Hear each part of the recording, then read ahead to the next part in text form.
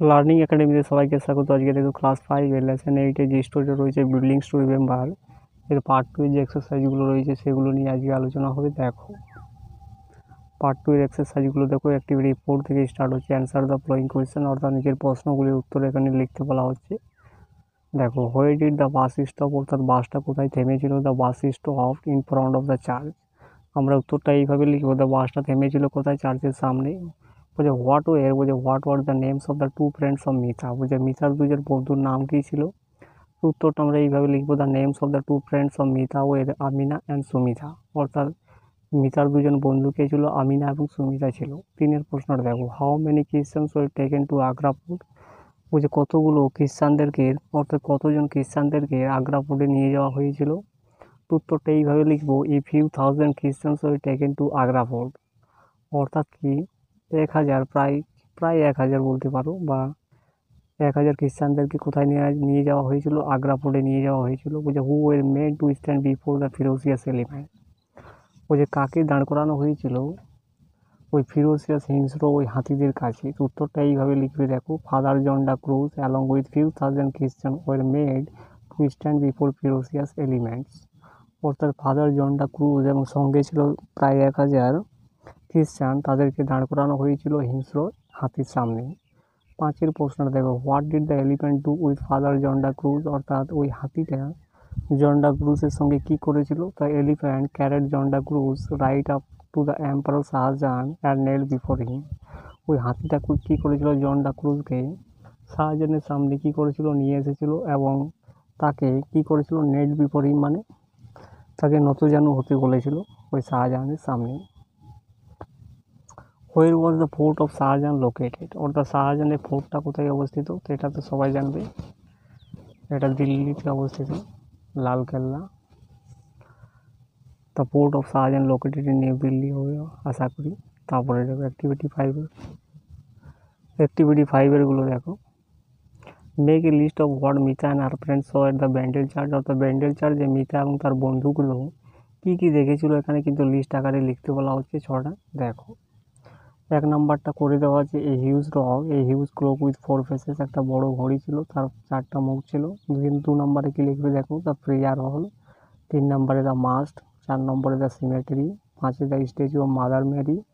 6 Mary wall paintings of Christ.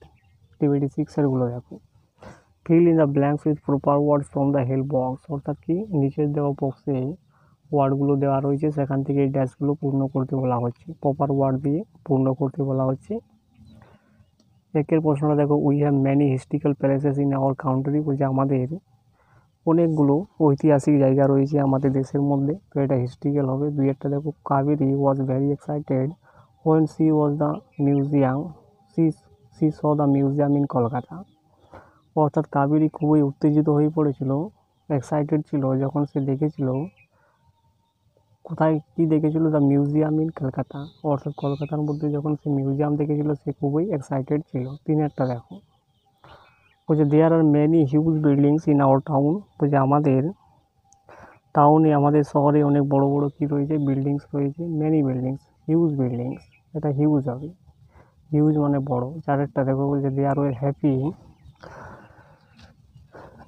Happy মানে কি তারা সুখী ছিল, বলছে when they return to their home town, বলছে তারা সুখী ছিল যখন তারা ফিরে এসেছিল তাদের হোম টাউনে, অর্থাৎ বাড়ির পাশাপাশি যে শহর ছিল, যখন তারা ফিরে এসেছিল তখন তারা খুবই সুখী ছিল। তাহলে 4 হয়ে যাবে হ্যাপি।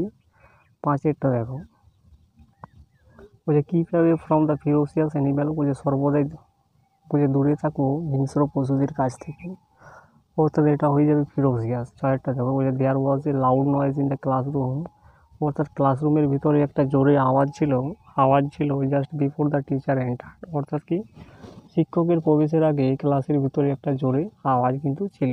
অ্যাক্টিভিটি 7 দেখো, suppose you went to a zoo with your parents and so many interesting things there, ওই তুমি মনে করো যে একটা জু দেখতে গেছো, বা জু দেখতে গিয়েছিলে এবং সেখানে দেখেছিলে অনেক কিছু জিনিস, এবং সেগুলো নিয়ে তোমাকে 5টা বাক্য লিখতে বলা হচ্ছে। Write 5 sentences to describe your experience, তো আমি নিচে লিখে দিয়েছি, দেখো এইভাবে লিখবে। The name of the zoo is Alipur zoo where I went with my parents, বলছে বলে ওই চিড়িয়াখানাটার নাম হচ্ছে আলিপুর জু, যেটা আমরা গিয়েছিলাম কি যেখানে আমি গিয়েছিলাম আমার পিতামাতার সঙ্গে। দ্বিতীয় নম্বর বাক্যটা লিখবে I visited at the zoo from 10 AM to 4 PM, অর্থাৎ 10টা থেকে 4টা অবধি কী করেছিলাম, আমি পরিদর্শন করেছিলাম। I saw different kind of birds like parrots, peacocks, etc. Then I saw many reptiles like snake, crocodiles. Next I saw deer, elephant, tiger, wolf, lion, monkey. তো এইগুলো নিজের মতো করে লিখতে পারবে তোমরা।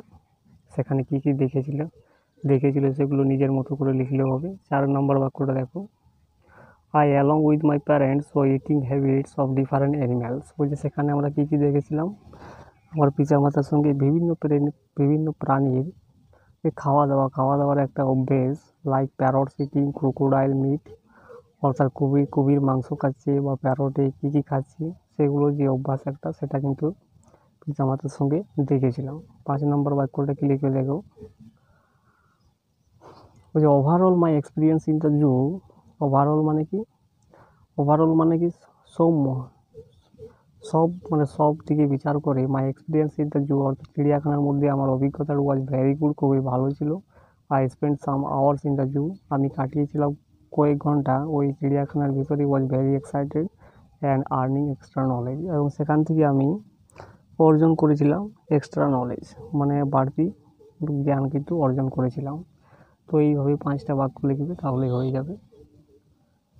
তো ভিডিওটা ভালো লাগে চ্যানেলটাকে সাবস্ক্রাইব করো এবং পাশের বেল আইকনে প্রেস করে রাখো।